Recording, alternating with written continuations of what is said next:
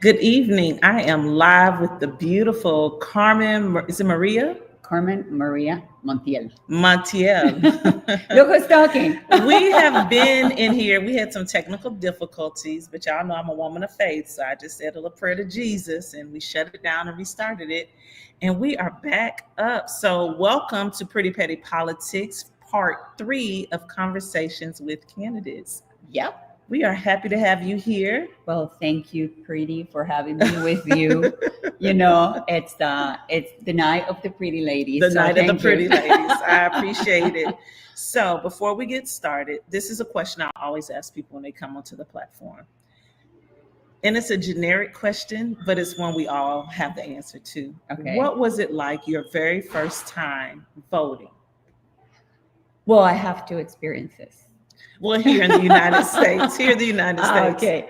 Well, here in the United States, when I became a citizen in 2002, so I went to the polls for the first time in 2004, and it still gets me, to have, God, I'm an American now. I'm a citizen now, yeah. And I get to vote for a president and the candidate of my choice.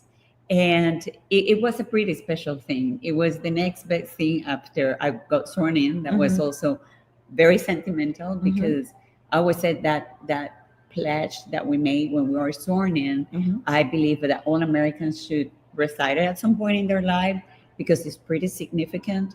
And it can make you to have a promise that you're going to fight for this country as the new American you are and the American you are. And that was very emotional. So when I went to vote, it was like, oh God, I get to vote now. Because, I only got to vote once or twice in Venezuela because you vote when you become 18 years old. And I came here with 23 years old.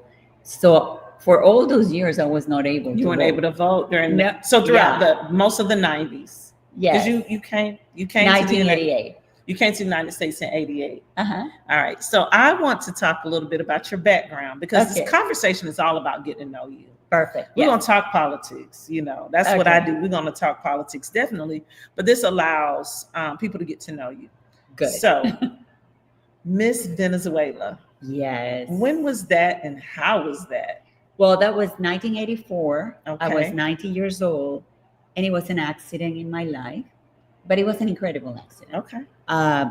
It was nothing, many women when they're in pageants, is like they always dream with be Miss Venezuela, especially in Venezuela. It's a huge thing. And I never thought of me like I would be the right person for a pageant. And I met the president of the Miss Venezuela pageant in a private club. And he came to me, and I was 60 years old, and I was very skinny, very tall. You're still very skinny and tall. Yeah, I was skinnier. You're very much so Miss Venezuela. I was skinnier because teenagers. I got you. And I'm Latina, so I'm considered very pale for Latina. So also it was like, and I look at him and say, I'm ugly. That was my answer when he said he wanted me for the pageant. And of course I didn't want it. And he insisted for 3 years until he got my curiosity. So I just went once and won. And won Miss Venezuela, Miss South America, and second runner-up in Miss Universe. Second runner-up in Miss Universe. Yeah, I almost got it. Oh, wow. So you have experience on a global level. Yes. You have global experience. So moving here to the United States, prior to moving here to the United States, you did some journalism. Yes, I'm a journalist. I study arts and then communications. Okay. And I started working on television right after the pageant. Okay. Because as soon as they interviewed me, they were like, oh, this girl is She's good with a microphone in front. And so they started inviting me to the morning show, that's Buenos Días Venezuela, Good Morning Venezuela, to do whenever the anchor could not make it and to do little clips. And one day she quit, so they called me to fill up the seat. And then they repackaged the program, the production, and they made a new format with only women. So it was 3 women. It was the View before the View. The View before the View. Okay. And we did it in the 80s in Venezuela because It was never done before, only women in television. And let me tell you, it was such an incredible, we have ratings. We became like pop stars in the country. Oh wow. And everybody wanted to dress us because people wanted to because at the end we put who dressed us. Mhm. And people were just calling and said, well, we'll dress the girls next week. And we have news, and we have interviews, and we have little packages. So it was a full magazine, 3 hours live television. Okay. So sort of like the setting of the Today Show. Exactly. Okay. So when you came to the United States, I'm going to speed up a little bit because I Yeah. want you to be able to talk about your campaign. When you came to the United States, you continued working in the field of communications. Yes. You worked for, was it Telemundo? Telemundo.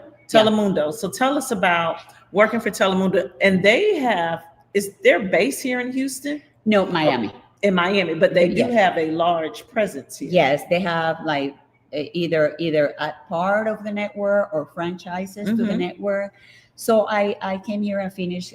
I graduated from communications in the United States, East Tennessee State University, magna cum laude. Girl, you went to Tennessee State. Yeah, Let me find out. She is a Tennessee tiger. State, yeah. So you went to an HBCU? No, Buccaneers, because I went to East Tennessee. Oh, State East University. Tennessee State. Yeah, I'm Oh, Buccaneer. I'm like Tennessee State. Yeah. Let me find out, Carmen. Let me No, find Buccaneers. out. And Okay, East Tennessee State. I graduated there, and there I came to Houston, and I got me a job as a reporter in Telemundo, and within 5 months, they gave me the anchor chair. Okay.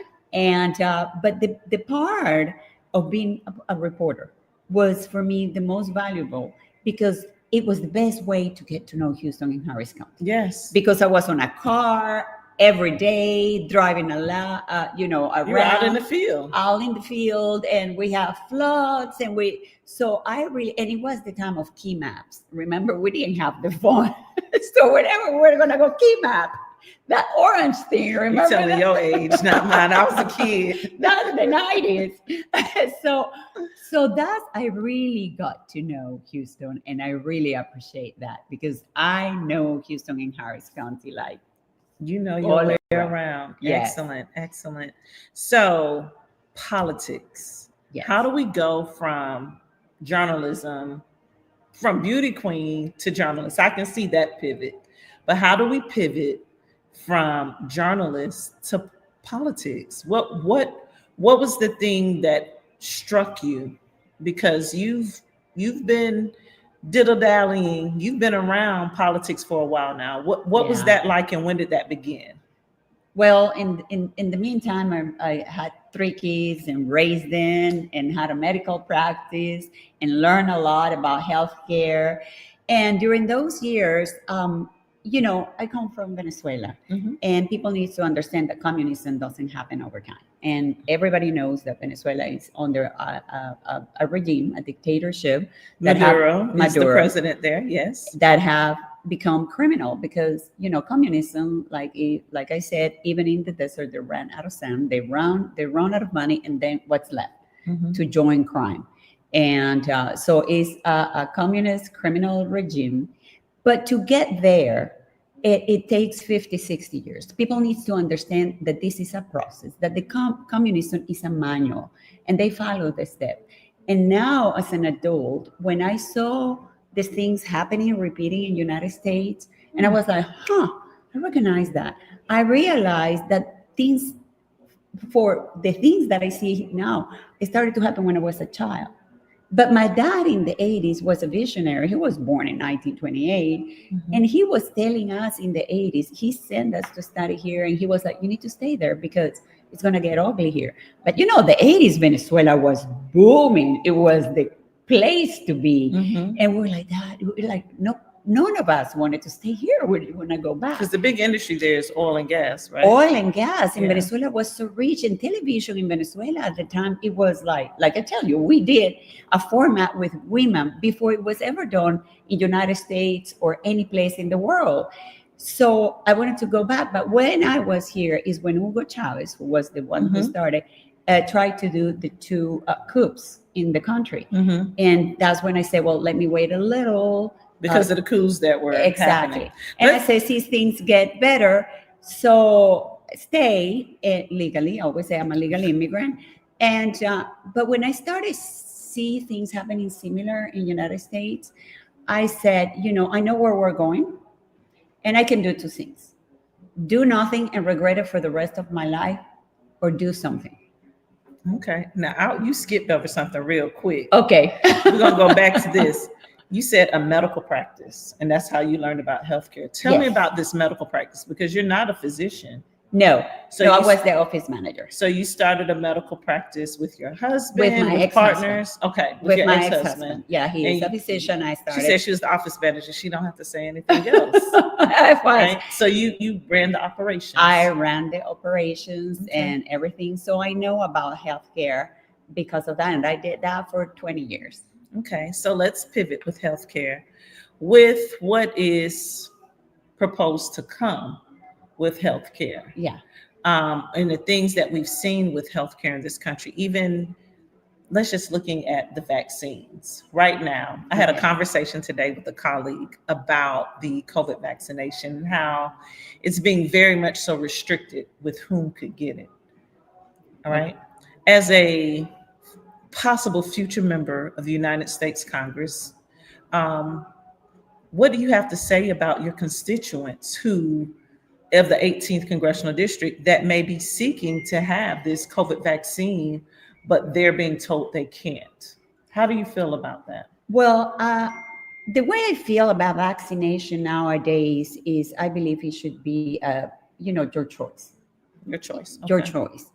And if it is your choice to get it, I believe people should have the right to get it, and it should be provided. Mm-hmm. And every time I go to the pharmacy, say, hey, by the way, it's flu season, Yes. and vaccine and the COVID is available. And actually, I don't get the flu shot, and I was never vaccinated for COVID. Mm-hmm. So I look at them, I'm like, I don't get it neither. Okay. So I vaccinated my children, Mhm. and knowing what I know nowadays, there are certain vaccines that I would not allow for my children to have, Mm-hmm. and I would have been more careful, because I remember when I was little, I think I got 4 or 5 maximum. And nowadays the kids is like every time, and then the booster and rebooster.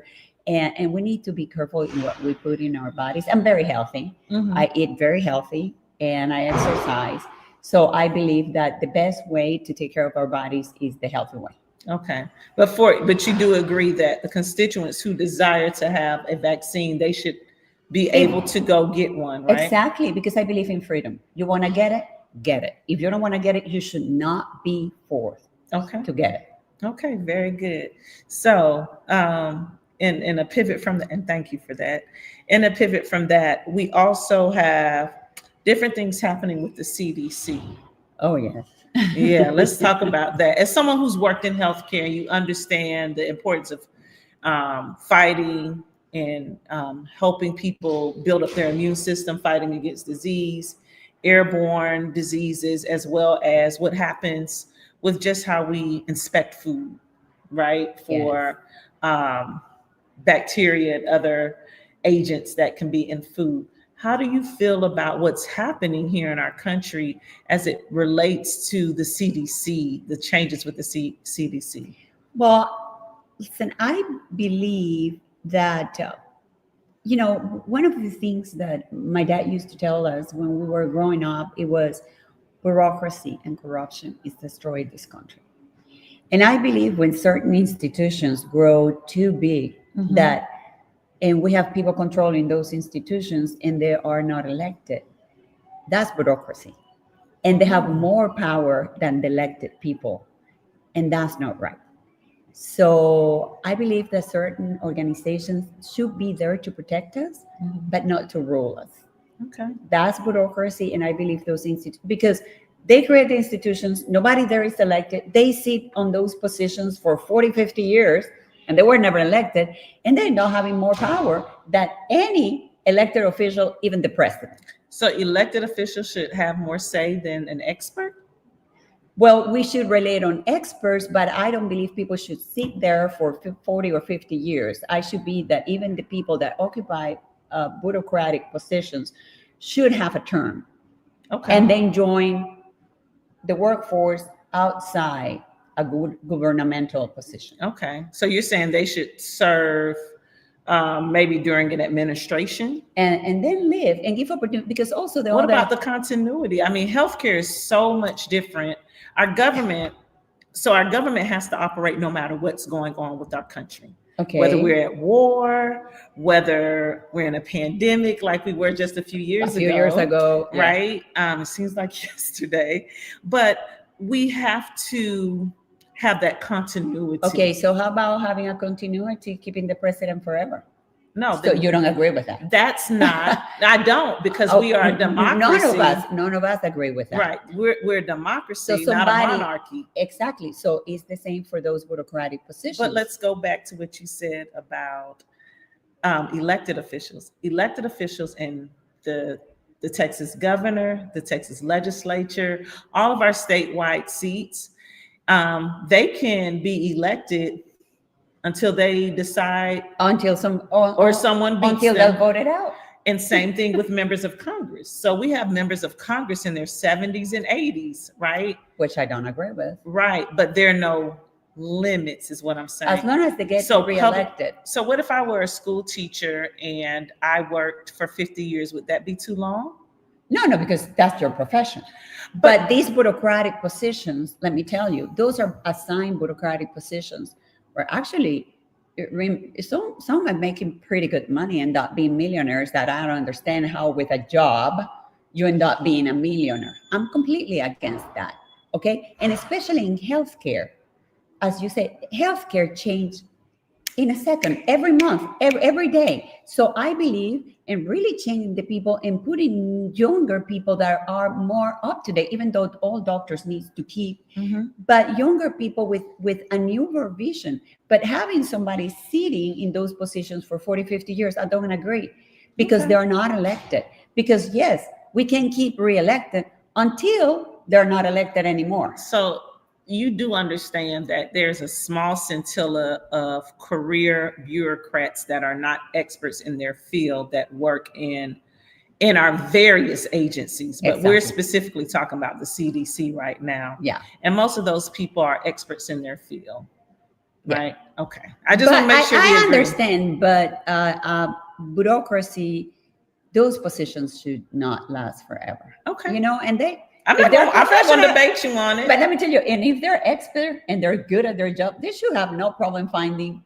another job. That's like telling an educator who has devoted 42 years of her life. No, that's a profession. That's different, because you can change jobs. I'm a professional who has studied and prepared herself to give her career to the government as an expert to help not just my community, but my nation, and arguably globally helping the world. But you don't have one of these positions that is really dictating what people do. But very few people have one of those positions, is the point I'm making. And that's what, very few people, but the people that do hold on to those positions. But that has no weight on the work that's being done at the CDC. And we just saw a mass exodus from the CDC. And we've seen the CDC being targeted down in Atlanta. Yeah. We saw a law enforcement officer murdered just last month. I mean, there's a lot going on, but we got a comment here. I would like for her to name, this is from Justin, I would like for her to name us what government departments that people have been there for years and they don't know what they're doing. I need to know she fully understands how government works in the United States and not some dictatorship in South America. Oh. Well, I study here. Okay. And when you come here, they give us U.S. history and U.S. government. And since I've been involved, so I understand. And I understand something that is very important that many Americans don't understand, which is this is a constitutional republic. This is not a democracy. It's both. Well, it's a constitutional republic where people are elected democratically. Now we're in my field of expertise. It's both a republic. It's the republic. And we have a democratic process. That's what I say, a constitutional republic in which people are elected in a democratic way. Yeah. So we have both. Yeah. You agree? Well, that's what I say. Yeah. We have both. So we can't just say we have a republic, because that'll confuse people. Yeah, but it's a constitutional republic. It is a constitutional. Just think it's just a democracy. No, they need to understand the system. Well, because of lawmakers over the past, I would say 25 maybe even 25 years, we've removed a lot of things from our public schools. So students aren't learning those things anymore. Well, I have to agree with you with that. People aren't learning that anymore. That's why I exist, so I can help people understand. That's called civics. That's called civics. And they don't teach civics anymore. They don't. But there's some of us who still believe in it, and some of us who dedicate their entire career, because we need to teach.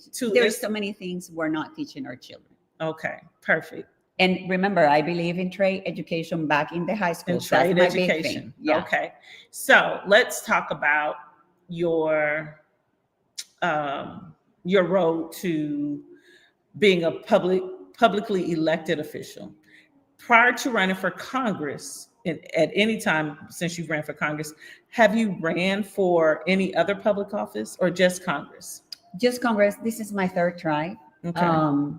Because I'm not a politician, and I don't want to be a career politician. Mm-hmm. No one's a politician till they become one. Exactly. But I don't want to be a career politician. Okay. I didn't want to do like, I'm going to try this and I'm going to try that. Mm-hmm. My thing is, I see this country is moving to the left.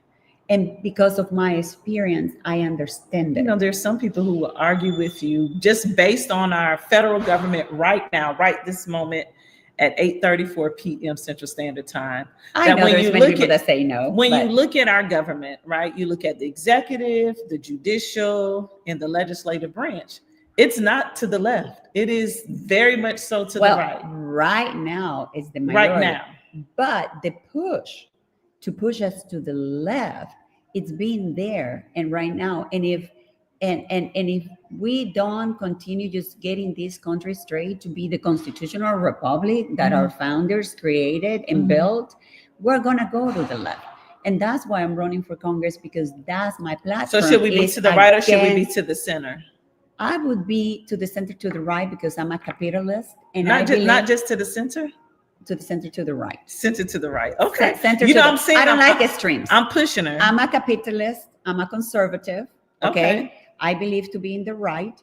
I don't like the extremes, because all extremes always, actually, even when you are too far right, you end up also in communism.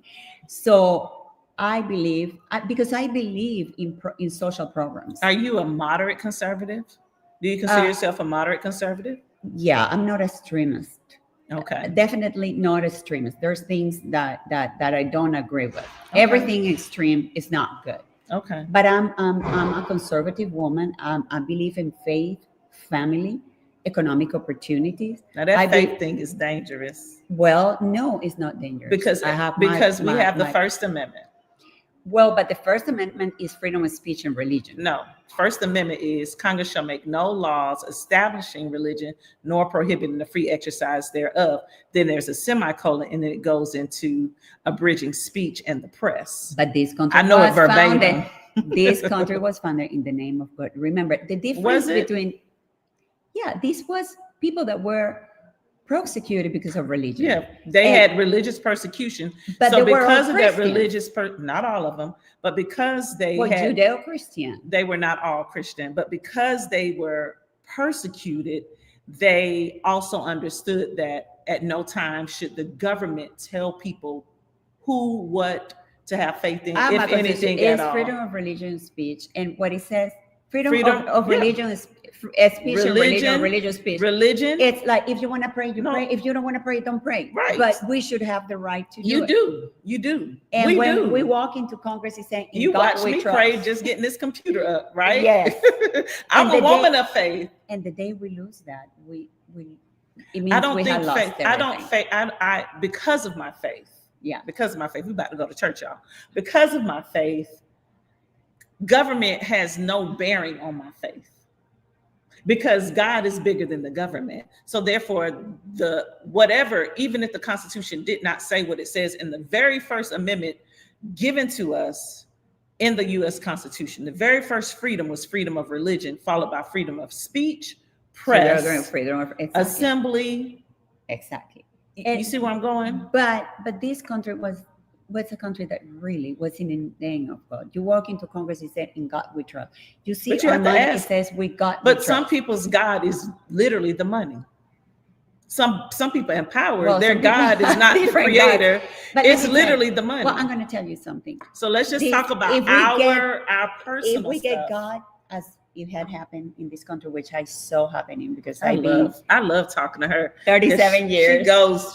She go in with me. Go ahead. We're going to have fun. We are having fun. It's when they took God and even prayed in the schools, and they took God out of the judiciary, we started going down south. Have we? This country is not what I came to So 37 years ago. And I see the difference. 37 years ago, there wasn't prayer in school. They took it in the 60s. Right. But so that's that was the first thing. And In then, the but I was 60s, here when they took so in the 60s, they also bombed a church and killed 4 little girls and killed 2 little boys on bikes in the 60s. So we can't act as if just because prayer left schools, like this country doesn't have a very dark and violent history. Well, I think we'll be all safer countries. if we pivot. Well, I think we pivot all here, countries, Carmen. but let me tell you, I believe that children, And that yesterday was the anniversary of that bombing in Birmingham at that church. But let me tell you, we're not gonna just walk past that. By the no, way. but you know what? I believe that kids needs to be raised believing in something and having something that would say in Spanish is temor de Dios. It's not fear. So whose responsibility is that? Well, world is full of evil. Whose responsibility is it to instill children with faith? The parents. The parents. The parents. But if they want to pray in church, I went to a Catholic school. Mhm. They should be allowed, but should not be taken away. Who says you can't pray in school? My students pray in school all the time. It was prohibited. Now It wasn't the new legislature. It hasn't been the act of prayer has never been prohibited in school. The mandatory requirement to make everyone pray has been prohibited because not everyone. But now in Texas, we're going to have it back. No, we're not. We're going to have the 10 Commandments in the classroom. Not everyone has the same faith. Not everyone believes in the same organized faith. And because the very first freedom given in our First Amendment, and this is a woman of faith saying this, but I also understand what the documents say. I probably have read it more years. Like I read it all the time. It's probably my most read material is the U.S. Constitution, right?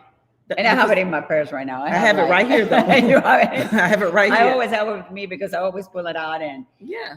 But so when we deal with this, I'm not fighting over it, but I'm just expressing that not everyone shares the faith of Christianity or Judeo-Christianity. We have people of all different faiths in this country, just like we have people from all different backgrounds, just like you have a different background. Yes. You grew up Catholic. Yes. There are some people who are Catholic in this country who have totally different faith alignments than you because of their experiences. So we're a pool of great experiences. And so we just have to learn how to ride our own waves and give space for others. So we're going to leave this religious talk alone because I mean, it's important. It's important, but I don't want to go too far. Oh, okay. Okay. Because it's very important to me, but that's not why I have you here. And it's very important to me. I know it is. I can feel it. Yeah. I can feel it. That's why I was like, we probably need to stop here. And there's so many other issues. You never talk about religion, politics, and my dad used it, and something else. Yeah. And here we're talking about all people of always it. say, don't talk about politics and religion. You know, you talk about that at home. You don't talk about that Well, in the workplace. we already talk about religion. We're gonna get into the politics. We're gonna get into the politics. So this is your third time running for office. And it's the charm. She said it's the charm. But you've only ran for Congress. You've ran for, you said, the 29th Congressional District. In 2018. And then when did you first run for the 18th? 2022. 2022. 3 years ago. Against Sheila Jackson Lee. Yeah. Okay. And then, so you didn't run against her in 2024? No, because I saw many things on the ground that I said. Okay. Why did you choose so that's the difference. The 29th in 2018 was a different map from 2022. So were you a resident of 29th? I own property in the 29th, and that's where I worked for 20 years. Okay. In the 29th district. Okay. And when I was in Telemundo, of course, you know, that district is 75% Latino. Yeah, I know. And Sylvia Garcia is the representative for that district. Okay. And it was. And Green was before her, right? Green was before her, but you know, that district was created for Ben Reyes. It was a Latino district, a Latino Democratic district created for Ben Reyes, but Ben Reyes didn't win the primary.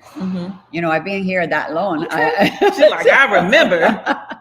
So, and I worked there, but even before the medical practice, we were always in that district. Why do you make that district your home? Because of the school of the kids. I was on the other side, on the west side. You know, so you wanted them to go to schools elsewhere. Yeah, because of the school of the kids. Okay. So you ran for the 29th, then you ran for... And I was still on property at the time I ran. And it's 75% Latino, so I ran there when the seat became vacant. Vacant, after Green... After Green retired. Okay. Okay. And that's when Sylvia Garcia... Yes, I went to the runoff, and I lost the runoff by 80 votes to ballot my mail. Oh, okay. So, and because it would have been a different thing if two Latinas would have faced each other, one that speaks Spanish very well and the other that. Oh, the shade. That is the petty in the pretty, y'all. Well, I know her since she was. I know her since she was a judge. Carmen was like, she does not speak Spanish well. That's Represented Congresswoman. I did not say that. That was her. She is petty. Oh, well, petty politics. I tell the truth. Listen, she was a judge back in the 90s. And we used to interview her because of the last name Garcia. Okay. But when we were saying, so, okay, we're going to ask you about this, and that. And we have to coach her in how to answer in Spanish. Carmen is petty. Baby, this right here is how y'all used to act in those dressing rooms in the pageant days. Catty. Just Listen, catty. It's the best school for politics. Oh, my goodness. Pageantry is the best school for politics. Well, it's the truth. You know, Adrian Garcia didn't speak Spanish either. He learned with us, but he learned. Adrian now speaks Spanish. I remember Adrian when he was a police officer. You got one more person to shade, and then we can move. We were very good friends, Adrian and I, at the time. Yeah. Oh my gosh. Okay, we done. You know, he used to be a conservative Democrat. He used to be. You done being petty? Yes. Commissioner Adrian, I did not say that. She said that. Okay. All right, let's move on. He knows I adore him. There was a time. Yeah. I was not ready for that. Well, but I mean, this is what it is. This is a conversation. This is a conversation with candidates. You know, the thing with me, and I'm going to tell my voters, is to always get the truth. Get the truth. Okay. And I don't like this. I live that. I remember. And I'm saying, you know, this is history of Houston. All right. Justin says no district is created for a particular person, and if it is, it should not be. The seats are supposed to be for the people. I agree. I agree with that. That was concerning to me when she said. No, I agree. No, but this district was created for Barbara Jordan. Know that the 18th. Yes, she was the first. Yeah, it was created for her to go to Congress, and it was created for Ben Reyes because they wanted a Latino. That's why that district 75% Latino. And still is highly Latino. And it's also because of where people create community. And they carved it out because that's where the community was. Gerrymandering. So in reflecting on the 29th, you said you had property there, you worked there, the practice was for there. 20 years, yeah. So I understand that. And residency is not required to run for Congress according to Article 2 of the Constitution. Not federal. Right, that's what I'm saying, to run for Congress. So according to, I said Article 2, Article 1 of the Constitution, but it's not required. It's not required, but you have to live in the city and know the city, you know? But I don't agree that you live in Austin or in San Antonio. And so as long as you're in the area, in the vicinity. Even though it's not legally, you can do it, but you have to know the district. You're going to run in a district that you don't know anything. So I'm going to ask you what you know about 18th, because you do not live in 18th. No, I live 2 blocks away from it. But so you live in a different district. But I own property in the 18th. Right, but are you a part of the community that is the 18th? And what does that look like and through your lens, what does that look like? Being a part of the 18th Well, let me tell you, congressional the district. 18th is very diverse. I know. I live here. Okay, exactly. So, and I'm 10 minutes from here. Mm-hmm. And I own property on the east side, Mm-hmm. and also my office is right here on Yale. Mm-hmm. Okay, I'm a real estate broker, Mm-hmm. and so my office is right here on Yale, and I'm 2 blocks from the district, which is north of Long Point. But let's That's talk part about of the the district. community, though. Now, the community, we have people that live in this district with homes from multi-million dollars to the poorest of the poor. This district, as it is right now, after the 2020 census, is 45% Latino. And It that's what is. people keeps on saying, that it still is as originally was when it was made for Barbara Jordan. No, it was made because of the Voter Rights Act. Exactly. Not for Barbara Jordan. I mean, through community and the way we talk about it historically, when we replay it, we do say Barbara Jordan. Exactly. But in all actuality, it was created because of the Voter Rights Act. For the 1965, that took place just a few years prior. And so it was a process. But as it relates to the 18th, you have your business here, you own property here, so you have your office not far, and you live just a few blocks outside of the district, right? But what I'm spend most of the time in the district when I go grocery shopping and everything. I just go right there. Right, but like my pharmacy. What makes you a part of the 18th? What's your footprint in the 18th that residents and voters in particular, right? Even though when you run for Congress, you're running to represent everyone in the district, right? Exactly. But you are arguably beholden to the voters because they're the ones who will get you there, and they're the ones who will bring you back home too, the voters, right? So what footprint do you have amongst the voters in the community? Like, we have some very rich historical communities throughout the 18th, especially in the east side and the Freedmanstown, Third Ward, 5th Ward. You have Acres Home. You have 4th Ward, and I'm you like have various, next to Acres Home. So right. So you have these various communities. But what is your work? What is your footprint in this community? My footprint is, I own property. I'm with the people all the time. A lot of people own property. Okay, but I work here. But the reality is, a lot of people work here. Listen, but you see the shape. This district affect the whole city. I know the gerrymandering. Exactly, but who gerrymandered it? No. Well, it doesn't matter. But have you seen the district? It goes from the medical center. The district did not shape itself. Well, but the Democrats do it, and the Republicans. Well, who's done it the last 30 years? Not 30 years. Well, who did commissioner's court, and they got all Democrats in the commissioner's court. Let's just do they do it, and the Republicans do it. Let's do 2000, 2010, 2020, and now we got it in 2025. So let's do the last three redistricting. Who controlled the legislature? Who controlled the state? Yeah, but it's still, there were a lot of Democratic seats who controlled the state. So we can't. So that's who controls the commissioner's court right now? And they made it all Democrat. Democrats. Do they? Oh, the Democrats. Are they acting and that's like why Democrats? they gerrymandering the commissioner's court in order. And there is only one the Republican. 18th congressional district. The 18th congressional district affects the whole city. But we're talking about your footprint. What would? Well, I'm going to tell you the footprint is. It's starting the medical center. Let's not do the map. We've done the map on Pretty Petty Politics. We can pull up the map and share the map. But my question is about your footprint, your work in the community.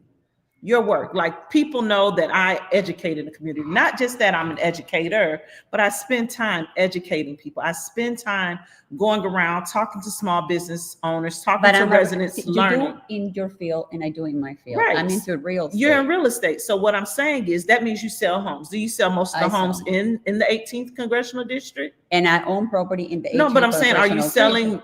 Are the vast majority of the homes? We are in the heights. Hold on, let me finish. Are the vast majority of the homes that you sell in the 18th? And commercial. I do mostly commercial. Okay, so warehouses. So is the vast majority of the properties that you sell, commercial properties, are they in the 18th? Sell and leases in the 18th. Okay, good. Now, so you do business, so you help with the economic, driving economics. That's You what I bring say. in I'm a businesses. businesswoman. Yeah. Okay, but when it comes to the voters, do Okay. do the voters know Carmen as a part of their community? Do your phone? Do the voters know Carmen is someone that Oh, there they? was a comment that Facebook said, Oh, report the comment. do the voters know that they can call on Carmen Montiel because something happens in their community? Do they know you intimately enough that they know that they can depend on you because when there's flooding? Do they know that they can depend on you when something needs to be corrected? Do you have that intimate relationship? I do, because Okay. I'm down on the ground Let's talk with my about block that. walkers. And let me tell you, and I have met incredible people that are ready for a change, that are tired that for over 30 years nothing is being done in the district, it's just been promises, and they see me as the hope of change. Okay. And many people, they said, we're tired of voting Democrat. Okay. And let me tell you, you have no idea. Come with me on Sunday at 2 and see where Girl, I I'm go and the cooking people I dinner. join. I'm cooking dinner 2 o'clock on Sundays.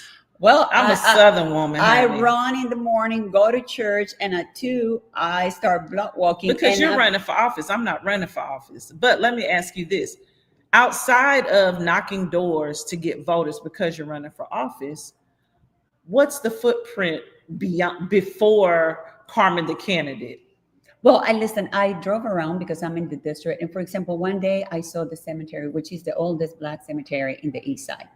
And it was full of wheat like this. Mm-hmm. Okay. And that's what I believe. They listen things in my phone. And I got my people said, let's go let's clean this wheat. Okay. And I think they heard and we got it. And when we got there, they clean it. And same thing with elementary school. And I've been, working, see what I can do for the council cluster. Because for over 20 years, everybody talks about it, but I have done nothing. When it's so easy to engage Done EPA, nothing?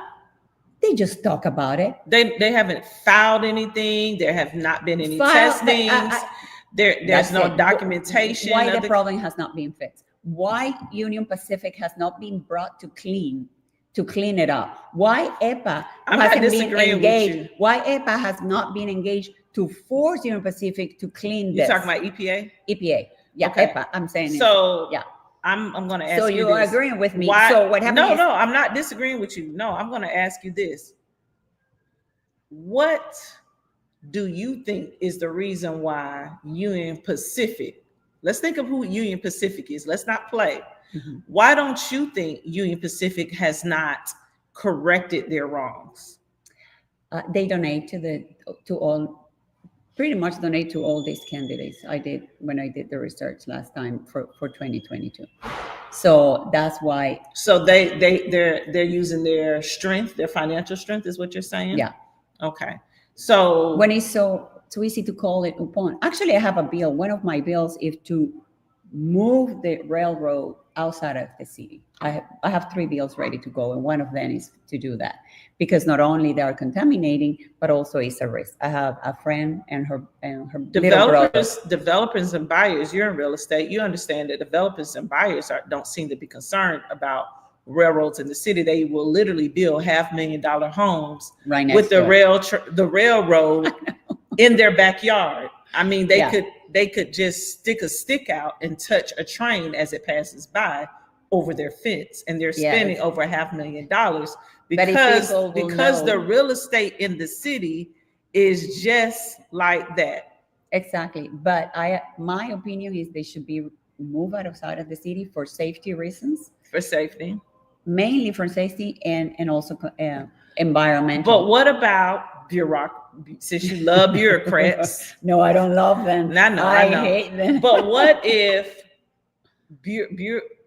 those who work in government were to really pin down policies and procedures and make those railroad companies beholden to them? We wouldn't have to move the railroads outside of the city. We would just have them being more obedient to the policies. And that's what we're not doing. I mean, the politicians that are in place are not doing it. So, but there is also, the congestion that they cause to the city at peak hours. They're going through and everything is stock. So we That's understand also our that issue. railroads. So Our railroads in Houston, like the railroad, Center Street Railroad, right? One of Yeah. the oldest ones in the city, has existed for close to 100 years. yeah, So when you're doing city planning, back then, I'm sure they weren't imagining 2025 and the amount of population and the density of population that exists today. But we make it work. well, But I want you to get remember that back. there was a railroad track along Katy Freeway. But you know that. You must know that because you know this. It's still right there. It's goes there, but it across. doesn't work. It You does. see the rail. Oh, it's one that goes across it. I watch it all the time. No, the rails are there, but it's not. There's used one anymore. that literally crosses the freeway. So they took it off. There's one that literally crosses. No, but it was parallel I-10. to the Katy Freeway. They probably readjusted it, but they didn't move it out of the city. So it can be readjusted. Readjusted, but you said that's moved out of the city. So where do we move it? These suburbs are not going to take it. So I mean, that's when we bring specialists and people. Which, by the way, the people who ever plan this city, every time we do a fixing, they do a terrible job. Girl, you got a hell of a magical wand with this imagination. I mean, just being realistic about what you're saying. It's not just nearly impossible. It almost doesn't make sense when we think of the logistics and the purposes and the ways, difficult, the ways and the means of why these railroads travel through our city the way they do. Not just because they've been there a long time, but what they're actually doing. Like this, they just that we're getting into the money. You told me earlier that you're a conservative to the right. You're right of center because of capitalism. So you're getting into the money. But I want to back up and I want to go back to your footprint in the 18th congressional district, because I think that's fair as a voter in the 18th. Yes. And as people are watching this, you live outside of the district. 2 blocks. But you've ran for 2 districts that you were not a resident of. Not that you're required to be, right? However, why didn't you run for your district? The 38th was created. But I was already signed. But the 38th was created, already was signed to run for this? For 18th. Because it was created after the 2020 census. So it was 2022. Yeah. So why aren't you running for it this time? I think I didn't run in 2020. And I think that's but when 2022 was when 38 was created. 38 was created to begin in 2022. Exactly. And this district became 45% Latino. That's the difference between 38 and 18. So you didn't think that your neighbors who you pay your property tax, where you pay the bulk of your property taxes, do you pay? It's not about that. It's about giving also a voice. It's the community that you call home. It's what make the district home? The district's home is 2 blocks. It's make the district, but make the district your home. Believe in the district and live in the district. Well, that's not a problem. Y'all heard her. So you gonna move to the 18th? Well, yes, I because my kids are gone. I only have one son that have 2 more years to college, and I really, I have put the house in the market when I was running in 22 to move to the district, and a long story I'll tell you because it got sold, and now I'm waiting for after the elections because now I have to pick up a home when my daughter moved to Miami. My oldest on. You see what I would say? Live in the district that you want to serve. I put my house in. My house was in the market when I run for 18. Now these people gonna look to see if she moves. And I want to move to the Heights, which is around here, because it makes more sense to me. And I need to downgrade. I want to move to probably. So the Heights won't be in the 18th. Most of the Heights will be in the 7th. In the 7th, it's it's in the 7th. Yeah, I saw the map. I don't understand that map anymore. Where are you gonna move in the 18th? Well, we'll see when we get there because now it's just going like this. It's going. And it can be recreated again because people are playing with our votes and our livelihood in Austin. Would you agree? Well, with the redistricting. You know what I want to do with redistricting? You don't have any control of it as a member of Congress because that's something that the state legislature does. That's local. But I would love to get rid of gerrymandering. You would love to get rid of gerrymandering. Yeah, when gerrymandering was up for a vote in Congress, do you know not one Republican voted for it? Because I'm a Republican. See, I agree with that. I don't believe in gerrymandering. Right. So when it was up, when it was put up for a vote to get rid of it, not one Republican voted in favor of getting rid of it. Oh, well, see, I'm gonna see. You don't know how your party thinks. So shame on them, because I don't believe in gerrymandering. I think the districts should shape in the best way, because states are not square or round or anything like that. Right. So they should shape in a way that fits more to the shape of the state, but not this maze that they made out of the districts. And in that way, there would be a more of a cluster. Who made the shapes, though? Well, the state legislature. The state legislature, because it's gerrymandering. So they say, well, I want to have a district that is a Democratic district, and I want to have a district that is a Republican. I don't think so. I said, let's have all these clusters right next to each other. So do you know how they're shaped? Why, another reason why they're shaped the way they are? To make it for the specific reasons they decide. The reasons they decide. They decide to. And so when the but party, don't blame us, Republicans. It's not about blaming any party. Democrats are guilty. I hold both accountable. Democrats are guilty. And look, I'm very well versed in the history, so I can hold both accountable. But what we're talking about right now is that who has controlled it and who most recently in Texas. The most recent, because we live in Texas. We live in the heart of Texas. We live in Houston, baby. Right. So in Houston, we have seen where our state legislature has gutted districts. There's no reason why people who live in Third Ward should be in the same district with somebody who lives in Missouri City.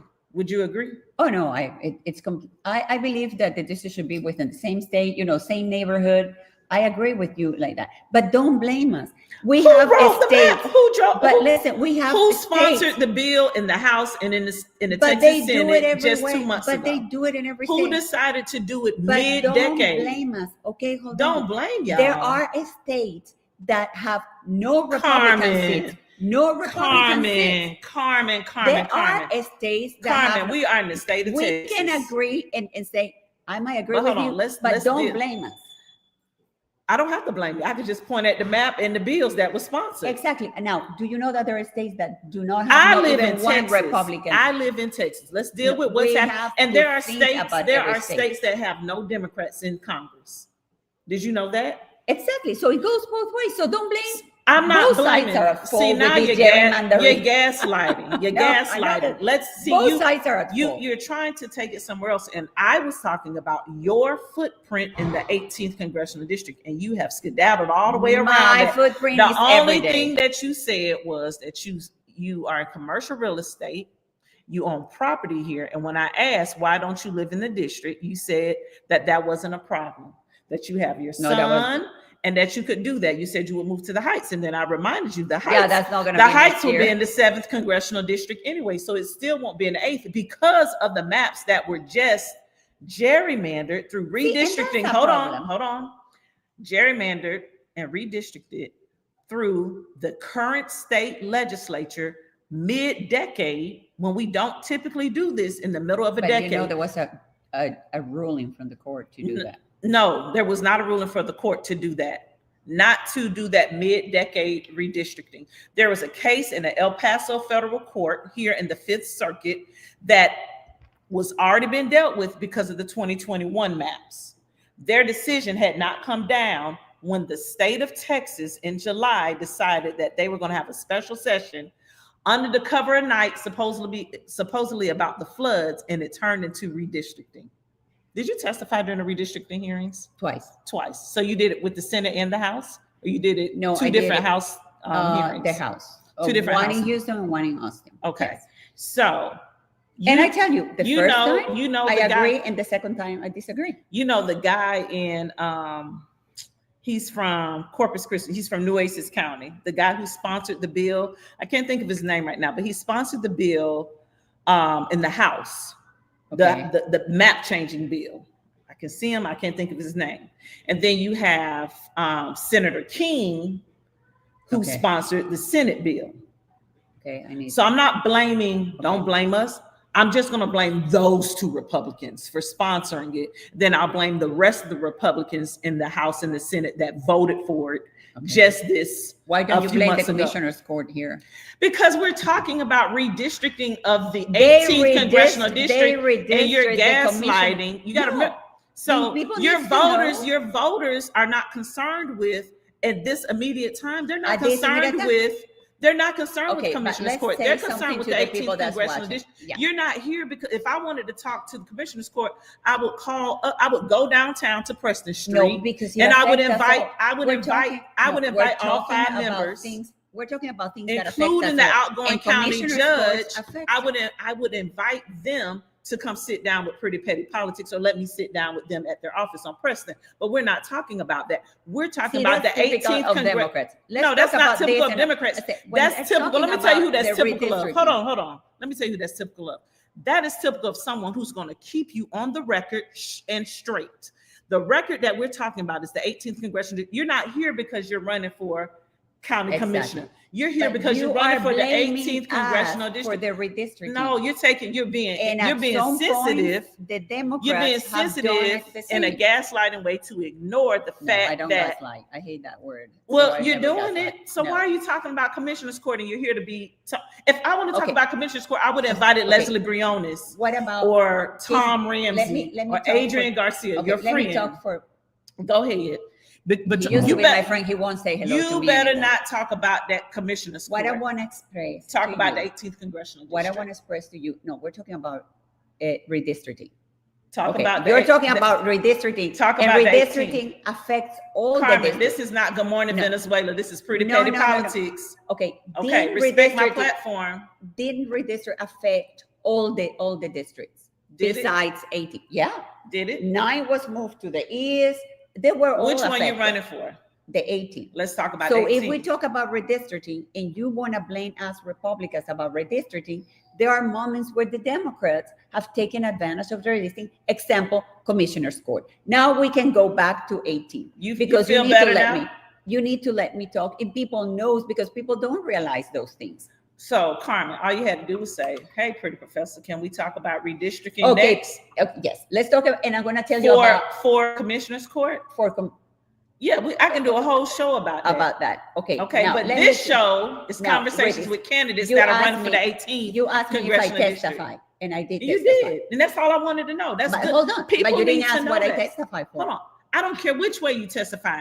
Voters need to know that you can. There are people who are running for Congress right now, Colin Allred, who did not testify. I testified, and I'm going to tell you, So I testified for the first time, and I testified against The second time. Yes, because I didn't agree with the maps. Okay. So when the maps came out, so you testified in Houston that Saturday before the maps came out, and then you testified again after the maps came out. In Austin. Okay. Thank you for that. But the reason So I drove all the way over there. good. But the reason why I asked, right? So let me be clear. The reason why I asked is because anybody that wants to represent me today as a voter, and I'm sure other voters in the 18th feel this way, and voters in Texas in general, they needed to have testified at those hearings. Oh, definitely. Right? Colin Allred. They needed to have testified. I'm mad about him. You need to be part of the whole process if you want to represent the people. Yeah, but now let's talk about you in the 18th. Okay, me and the 18th. Let me tell you, when I testify first is, Carmen, you believe it's been an hour? oh my God, we can spend the whole night with Pretty. She's Petty. so She pretty. is so petty. Carmen, you done cut up on these people tonight. Let me tell you. Girl, When I do say you that, know you clown Sylvia Garcia, Congresswoman? That was not me, that was her. And you clown Adrian Garcia. You What? are petty. we taught them how to speak Spanish. Girl, Carmen, stop saying that. That's so petty. That's so petty. So Okay. here's a question. Wait, isn't this pretty petty? It is. It's pretty petty. Let me ask you this, Carmen. And I put everybody in the hot seat. Uh-huh. Right. So here's your hot seat question. You don't win in November, right? Let's say there's more than likely a runoff. You don't make it to the runoff. Oh, I'm gonna make it. I'm up in the polls consistently, second in all the polls. Yeah. The polls be saying a lot of things. But I'm not making Till the they polls. don't. Oh, exactly. But the funny thing about this is none my of the polls are contenders make yours. the polls. They're not mine. They're not your and I'm polls. always second. Yeah. So that means I think they're just sticking your name in there to be shady. Why do be shady to their other competitors? But let's move on. But that's propaganda for me. You know what? Listen, let me ask you this. No, seriously, because I can't ask you. Well, I can. I'll ask you that too. But let's say you don't make it to the runoff, right? What's next for Carmen? Would you run? Would you consider a run for commissioner's court? Because you've said that a couple of times. Somebody kind of expressed that, so I was like, he was in my head. Well, planning to run for county commissioner. Well, I think there is a bunch of people. I don't have time for that. I told you I don't want to be a politician, but you don't have time for commissioner's court, but you got time for Congress. No. I mean, because listen, right now, more than likely it's going to be a runoff, and that runoff is going to be probably in January. And whoever is going to sign for commissioner's court, I'm saying that's why I posted. So the deadline that's the reason why I posted the way I did. Let's say you don't win on November 4th. In 49 days, 48, because it's the end of the night, right? The polls will be closed. Yeah. So in 48 days, let's say, I'm sending you a text, Carmen, good race, girl, let's go have drinks. Congratulations. Let's go have drinks and let's talk about this run for county commission. Let's go drink champagne. Would you be open to running for county commission? That's the first hot seat question. I got one more. That's will I be open? My life is being the result of opportunities presented, and I will not say no. I never say no to anything. I love that. Now here's the other question. This is the hot seat question that I've asked everybody on here. Okay. But tonight's conversation warranted that question. Yeah. Now, this is one I've asked everybody. Okay. And I probably already know your answer because I done seen your history. But let's say Congressman Al Green runs for the 18th. Would you challenge the congressman for that seat? Or would you respect his I'm the congressman stance? I think it's time for him to retire. It's time for him to retire. Okay. Yeah. So you would challenge him? Oh, definitely. Okay. Yes. She's on the hot seat. So Carmen, before we close out, I want you to just talk to the people, lead the people with one thing. What's something people would not be able to guess about you? That I'm a people person. That you're a people person. I love people. That's easy, Carmen. Like, no, people tend to think you said something when I walked in. But we've been interacting with each other for a couple of weeks now, and you are definitely a people person. Yes, you can argue but too. What did you think when you first saw me? I told you how poised you were. Yes, but doesn't that give you an image that I'm cold? No, that just means your mother gave you good posture. See, I'm the baby. The baby don't get that kind of stuff. The baby just get to grow up. Oh, I'm the baby too. That's the other thing. Oh, that's in the Black community, the baby. They be like, child, she got it. I'm the baby of 6. You're the baby of 6. Oh God. So where does the poise come from? Is it pageantry or is it just I think it's discipline? I think it's a little bit of genetics. Okay. And I believe that the pageantry gave me, taught me a lot and gave me a lot of discipline. A lot of tough skin too. And which is good for politics. And cattiness. No, but it gave me discipline. Okay. And have kept that discipline throughout my life. Okay. And so, but people, because of that, people tend to think, oh, she's cold because they see me. But it's not until people start interacting with me that they realize, oh, she's a people person. Yeah. And, I give you that. Yeah. So probably, that's what else you want to know? All right. So talk to the people. Why should you be the next member of Congress for the 18th Congressional District? It is about common sense. It is about our families. It is about the future of our children and grandchildren. It's about solving the problems of this city where $40 billion are lost. And those $40 billion could have been used to solve our problem, the drainage problem. We only need 1.5 billion to complete that budget to solve the flooding. But where is the money? And I promise to have a transparent when I'm in Congress, serving my people and solving the problem. We need to solve the cancer. Who your people? I'm teasing. Keep going. Houston is my city. Houston is her city. Home. This is home. I've been here since 1991, and my children were born here. The the best of my life, Yes. my children. And so I said, take a chance. For the last 30 years, nobody have done nothing. And that's the reality. Do you know that Houston just became the city with the most poor people out of all the larger cities? That was an article in That's the Houston new. Chronicle. Yeah. Okay, it was last It's week. right. Yeah, no, I mean, that's a new Okay, article. so I'm not disagreeing with it. So we need to take care of our people. Why do you being think? the Why do you fourth- think that is? That we're now ranked like that? What do you think has because happened? these cities, listen, the first thing the left does is impoverish the people. Don't blame your people, but you're gonna blame the left. Huh? You told me don't blame your people, but you're gonna blame the left. Well, the left empower people. That's the plan, because Okay. they take away education. They want people to be done. Who They took want away the people to be- education here in Houston? well, they start changing. When they took trade, that was a big damage. Who did that? It, The state? well, no, that was nationwide. That's why, Under which Secretary of administration did that I happen? see that I don't remember, but I believe it was the Democrats. Under who which took administration trade did that happen? administration. I believe it was on the Democratic. But which president? Which administration? I believe it was Carter. No, ma'am. No? Trades were in schools throughout the 90s. That happened extremely heavily through the Bush So it was administration. And this is when we Bush or got Clinton. This Bush is or when we got Clinton? No Child Left Behind, which has left all the children behind, honey. Well, I believe in trade education because I believe I don't disagree with you. I believe in trade no education. everybody is Get made your for welding college. license. Yes, and we need Become an and we need electrician. We need welders. welders. So there's opportunity. There's opportunity to grow. Our junior colleges in this city are some of the top ones in the country, and they all have these programs. We have the oil and gas industry here that needs tradesmen and tradeswomen. You can do offshore drilling, But when our and be a energy welder. Like was- there's so yes, that article came out. It was horrible when And I it's read not it. just the Chronicle who came out with it. It's No, a but it national was a article, study. It's a national right? article. Right. But there are ways around that. But there's also this. But There's something happening in this country right now economically. And so we're going to see more and more communities find themselves poorer than they've ever been. This is not just a Houston problem. This is a national problem. A national problem. So we can't ignore it. And these things have happened so swiftly. This wasn't. Don't you think that's also part of arguably allowing- it wasn't even foreseeable. opening our border? Don't you think that's part of it? Opening our borders, really? That's what we're doing.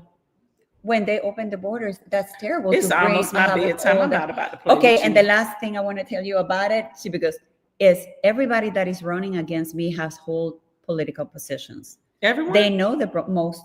Most? I would say, most of them, yeah. What's wrong with having a political position? Because you're Because- the next time, if you are elected, Okay, you're you going don't to be let the me talk. politician. You don't let me talk.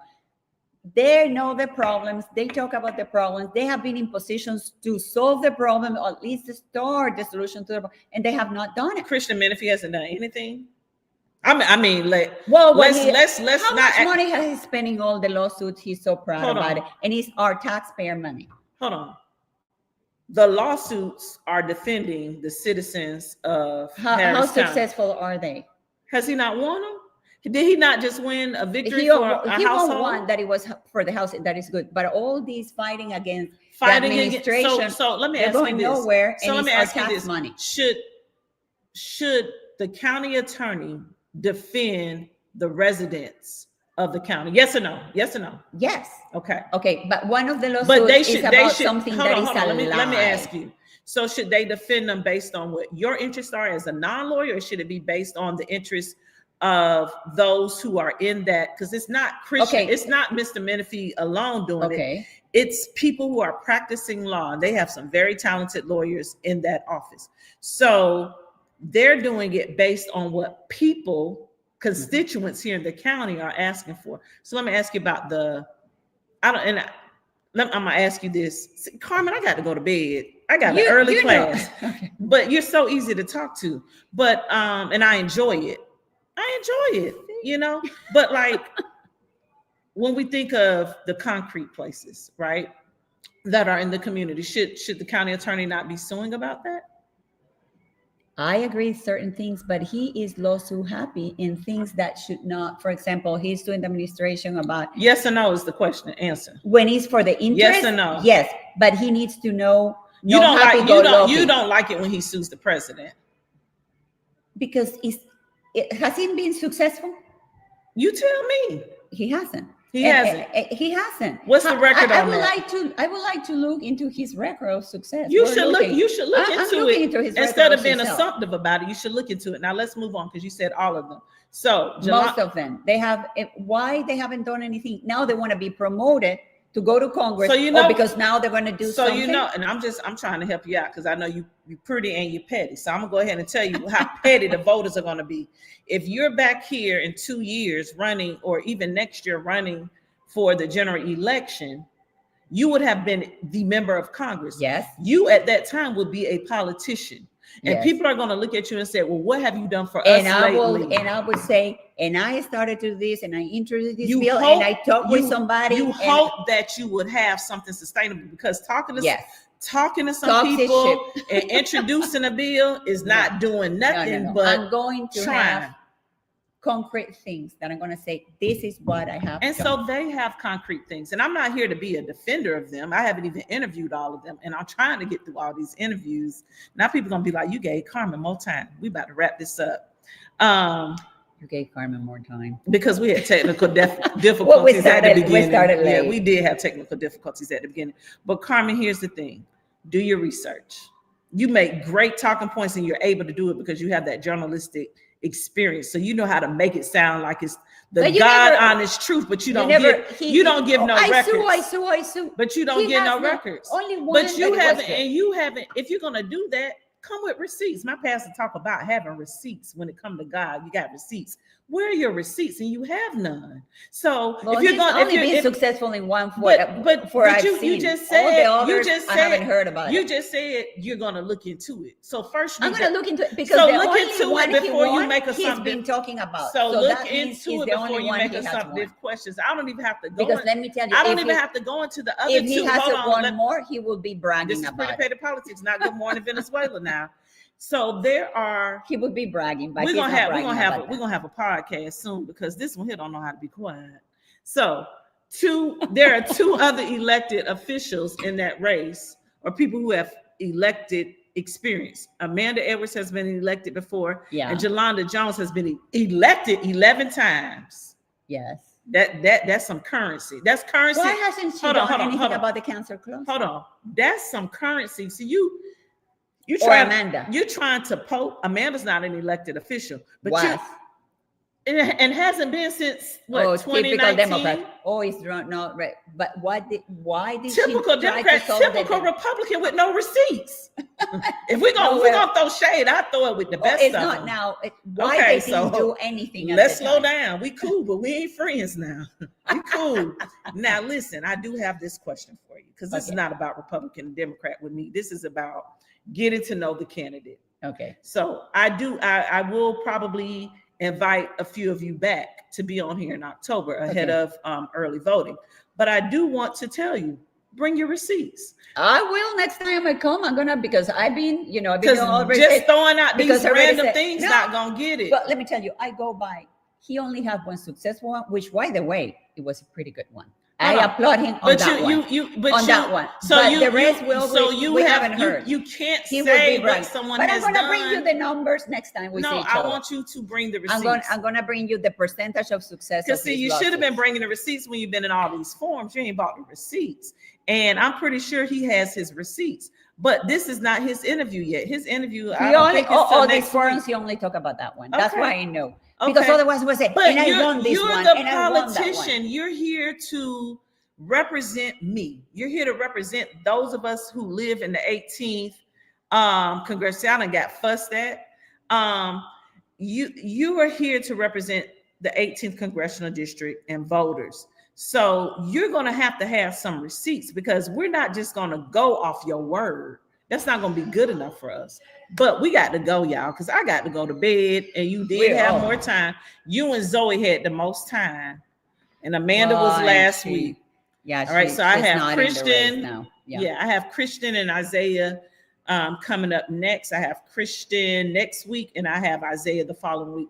So thank you for joining us here on Pretty Petty And then Politics. you're going to have me back in October.